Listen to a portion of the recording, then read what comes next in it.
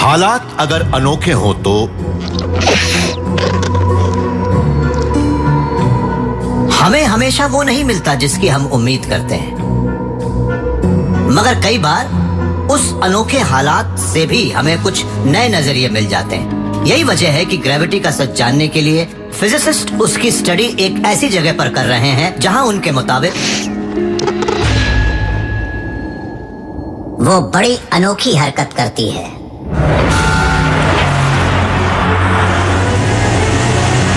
Physicist Shawn carol के दिमाग में बहुत कुछ चल रहा है।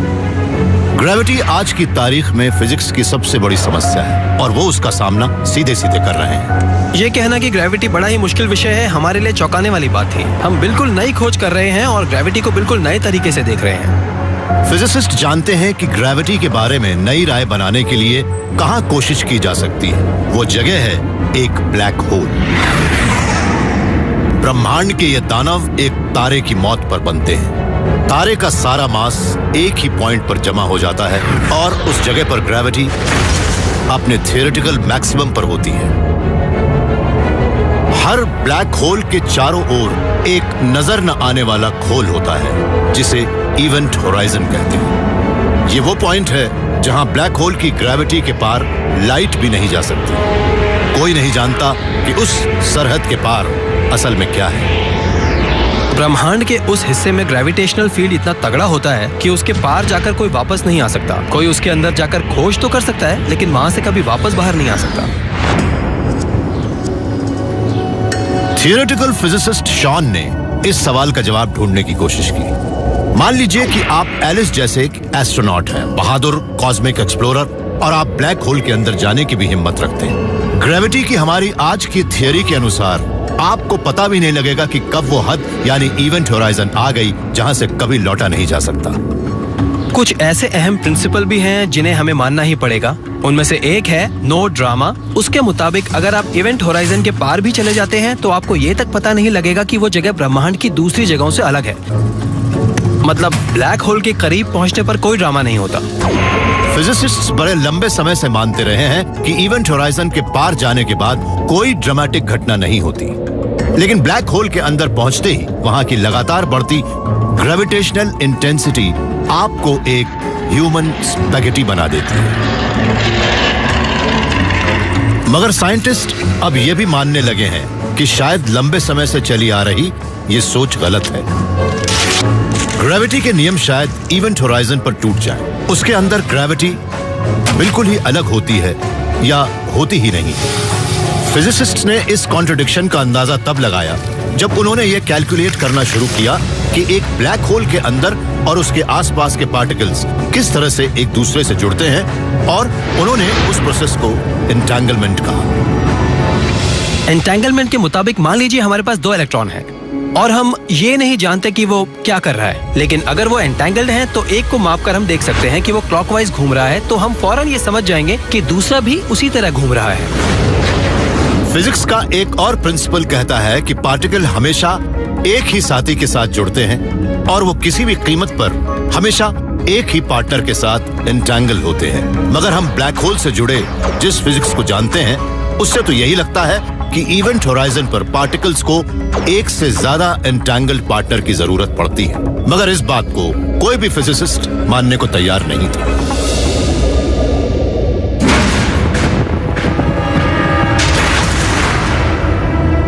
इसे ही हम आम्हेरी, मरोल्फ, पोल्चिंस्की, सली पैराडॉक्स कहते हैं। सेंटा बारबरा के 4 फिजिसिस्ट ने इसके बारे में बताया था। उन 4 फिजिसिस्ट्स ने इस पैराडॉक्स के बारे में एक बड़ा ही अनोखा समाधान दिया।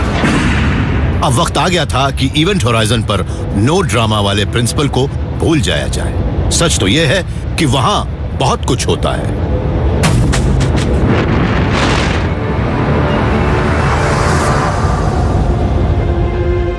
अगर कोई किसी ब्लैक होल के इवेंट होराइजन तक पहुंच जाता है तो उसे आग की एक दीवार भस्म कर देगी।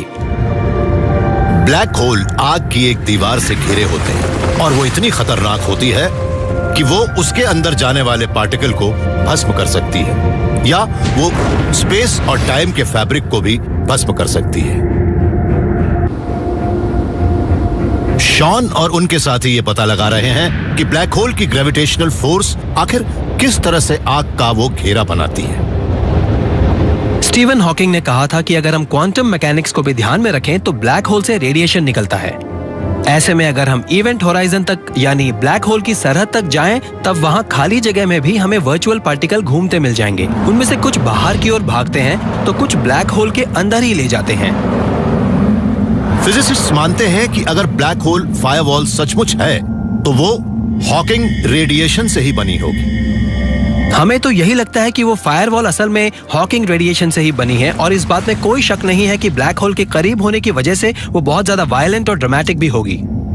अगर सचमुच वो फायरवॉल है तो इसका मतलब है कि वहाँ एक सरहद है, एक छोर है। हम अभी ये नहीं जानते कि वहाँ जाने पर क्या हो सकता है। ये भी हो सकता है कि वहाँ जो कुछ भी है वो स्पेस और टाइम हो ही नहीं।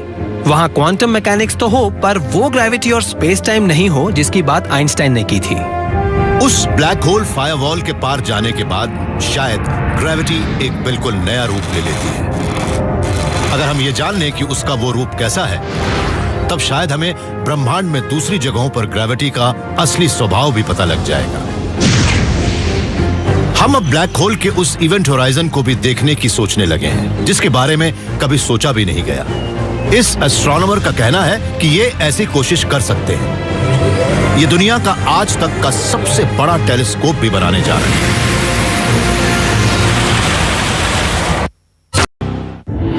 26,000 प्रकाश वर्ष दूर एक ऐसी जगह है जहां हम ग्रेविटी का असली स्वभाव जान सकते हैं। वो जगह है हमारी आकाश गंगा के बीचों बीच बना एक बड़ा ही विशाल ब्लैक होल। एस्ट्रोनॉमर मानते हैं कि अंतरिक्ष में बना वो ब्लैक होल सूरज से ज्यादा बड़ा नहीं है। इतनी दूर मौजूद एक इतनी बड़ी चीज को देखने के लिए हमें पृथ्वी जितना बड़ा टेलीस्कोप चाहिए। तो फिर हम बनाते क्यों नहीं? एस्ट्रोनॉमर शेप टोलमन का करियर तब शुरू हुआ जब वो एक रोमांचक शुरुआत की ओर पहुंचे, यहां यानी इस जगह। मुझे रेडियो एस्ट्रोनॉमी की जो बात सबसे अच्छी लगी है वो ये है कि इसमें हम दुनिया की सैर कर सकते हैं। मुझे लगा कि हाँ, ये काम मेरे लिए है, मुझे तो इसी फील्ड में कुछ करना है। फिर जब मैं इस मैदान में उतरा तब उसके बाद काफी काम भी हुए। शेप अपना ज्यादातर काम अपने ऑफिस के बंद कमरे में ही करते हैं और वहां अक्सर वो सपनों की दुनिया में खो जाते हैं और खुद को एक ब्लैक होल देखने वाला पहला एस्ट्रोनॉमर मानने लगते हैं। इस फील्ड की सबसे बड़ी समस्या यही है कि एस्ट्रोनॉमर सिर्फ उन चीजों को ही देख सकते हैं जिनसे लाइट निकल रही है। जब हम अपने आप से ये पूछते हैं कि एक ब्लैक होल कैसा होगा, तब सबसे पहले मन में यही आता है कि हमें आखिर ब्लैक होल दिखते ही क्यों हैं? उन्हें तो दिखना ही नहीं चाहिए। जब लाइट एक ब्लैक होल के अंदर जाती है तब वो वहां से कभी बाहर नहीं आ पाती, लेकिन एक ब्लैक होल के आसपास की सारी लाइट ही उसके अंदर नहीं जाती। थोड़ी लाइट इवेंट होराइजन की ओर भी मुड़ जाती है, जिससे ब्लैक होल की एक शैडो इमेज बनती है। उस इमेज से यह पता लगता है कि इवेंट होराइजन पर ग्रेविटी का व्यवहार कैसा होता है। लेकिन जब तक वो लाइट हमारे पास तक पहुंचती है तब तक वो सिग्नल इतना मध्यम पड़ जाता है कि उसे देखने के लिए शेप को कई हजार किलोमीटर चौड़ा एक टेलीस्कोप चाहिए। इसलिए वो उसे बनाने जा रहे हैं। शेप दुनिया की बड़ी अलग और अनोखी जगहों पर जाकर एक बहुत बड़े इंटरनेशनल कोलैबोरेशन को कोऑर्डिनेट कर रहे हैं। उम्मीद है कि 2015 के बसंत में दुनिया के सारे हाई प्रिसिजन टेलीस्कोप हमारी आकाशगंगा के सेंटर की ओर फोकस होंगे। हमारी आकाशगंगा के सेंटर में एक बड़ी ही अनोखी चीज है, एक बहुत ही बड़ा ब्लैक होल। वो इतना बड़ा है और हमारे इतने करीब है कि हमारे पास एक मौका है कि हम उसे देख सकें। उस ब्लैक होल की तस्वीर लेने के लिए शेप की टीम ने एक नायाब तरीका अपनाया है, जिसके तहत वो अलग अलग टेलीस्कोप को मिलाकर एक वर्चुअल टेलीस्कोप बनाएंगे हमारी पृथ्वी जितना बड़ा। देखिए, मैं अभी पृथ्वी के सेंटर पर खड़ा हूँ, जो असल में एक बॉल फील्ड है। हमारे चारों तरफ नोजल से पानी निकल रहा है, जिसे हम एक कॉस्मिक ऑब्जेक्ट जैसे कि एक ब्लैक होल से निकलने वाली लाइट मान लेते हैं।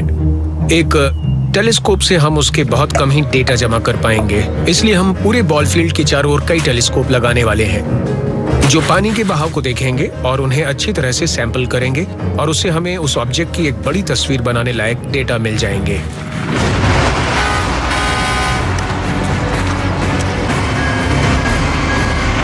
जब मैटर उस बहुत बड़े ब्लैक होल में गिरता है तब उससे अंतरिक्ष में रेडिएशन फैलता है।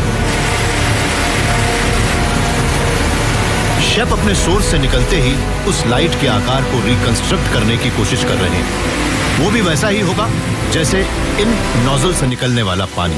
वो जितनी दूर तक जाता है उसकी फुहारें उतनी ही ज्यादा फैलती। लेकिन अगर ज्यादा बड़े इलाके में पानी जमा करने वाले ज्यादा कलेक्टर हों तो उनमें जमा हुए पानी से हम नोजल के आकार को रिकंस्ट्रक्ट कर सकते हैं।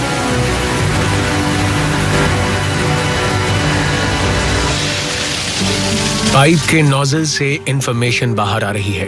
एक टेलीस्कोप या एक कप से हम उस नोजल से निकलने वाली इंफॉर्मेशन का एक छोटा सा हिस्सा ही रिकॉर्ड या जमा कर सकते हैं। लेकिन अगर पूरे फील्ड में कई कप रखे हो तब हम उस पूरे इंफॉर्मेशन फील्ड को सैंपल कर सकते हैं और तब हमें उस ऑब्जेक्ट की, इस मामले में नोजल की पूरी जानकारी हमें मिल सकती है और उससे हम पानी के उस छोटे से हिस्से से ये पता लगा सकते हैं कि जब पानी निकला था तब क्या हुआ होगा। शेप के पृथ्वी जितने बड़े वर्चुअल टेलीस्कोप में इतना रेजोल्यूशन तो है कि उससे ब्लैक होल के किनारे की ग्रेविटेशनल फिजिक्स का अंदाजा लगाया जा सके।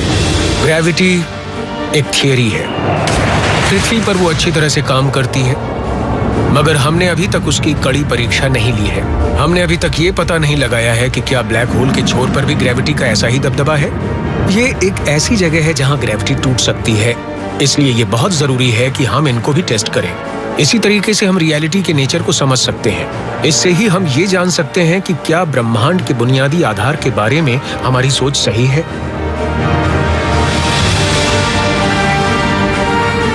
ग्रेविटी असली लगती है। ये हमें उस जगह पर टिकाए रखती है जिसे हम अपना घर कहते हैं, मगर शायद ग्रेविटी वो नहीं है जो नजर आती है। अगर ग्रेविटी सचमुच एक भ्रम है तो अब वक्त आ चुका है कि हम उन बातों पर सवाल खड़े करें जो हम अपने ब्रह्मांड के बारे में जानते हैं। जब हम उन बातों को भूल जाएंगे जिन्हें हम सही मान रहे हैं, तभी हम सच्चाई का असली स्वाद ले पाएंगे।